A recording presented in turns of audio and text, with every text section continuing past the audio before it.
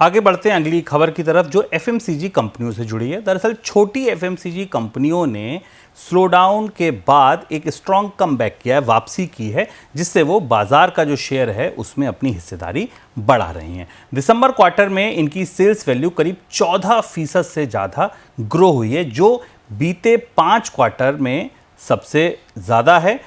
जो 7.9% volume growth के साथ आई है। बड़ी एफएमसीजी कंपनियां इन्फ्लेशन की वजह से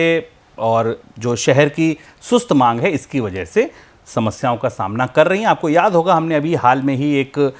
शो में आपको बताया भी था कि जो अर्बन वर्सेस रूरल डिमांड का सेंटीमेंट है, उसमें जो रूरल डिमांड है वो तो डबल डिजिट में ग्रोथ कर रही है, करीब करीब 9% से ज़्यादा, लेकिन अर्बन मांग अभी कमज़ोर पड़ रही है। सर, अगर आप देखें छोटी कंपनियां जो कमबैक कर रही हैं, बाजार पर ये एफएमसीजी मार्केट पर ये किस तरीके का असर डाल सकती हैं?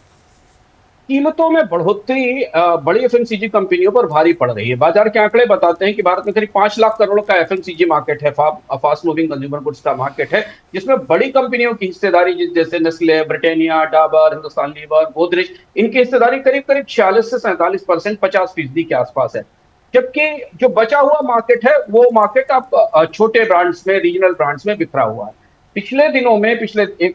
1-2 साल में हमने ये देखा है कि कच्चे माल की लागत बढ़ने के बाद इन कंपनियों ने, खासतौर से बड़ी कंपनियों ने, अपनी कीमतें बढ़ाई हैं। हमने अपने पिछले बोनस पॉइंट में इस पर चर्चा भी की थी कि कंपनियों का के कारोबार पर, उनकी वॉल्यूम ग्रोथ पर इसका असर पड़ा है और उसी का नतीजा है कि छोटी कंपनियां अब सस्ते उत्पाद बाजार में लाकर इनको प्रतिस्पर्धा दे रही हैं और इसका असर हमें बड़ी कंपनियों की ग्रोथ पर, उनकी सेल्स पर दिखाई दे रहा है। नीलसन का सर्वे बताता भी है कि छोटी कंपनियों के ब्रांड्स, चाहे वो नूडल्स के हों या फूड के हों, चाय के हों, उनमें हमें तेज ग्रोथ दिखाई दी है और इसने बड़ी कंपनियों को इस बात के लिए भी बाध्य किया है कि वो अपने पैकेजेस की पैकेजिंग को बदलें और उसे छोटा करें, जिसको कि हम अंग्रेजी में श्रिंक इन्फ्लेशन कहते हैं।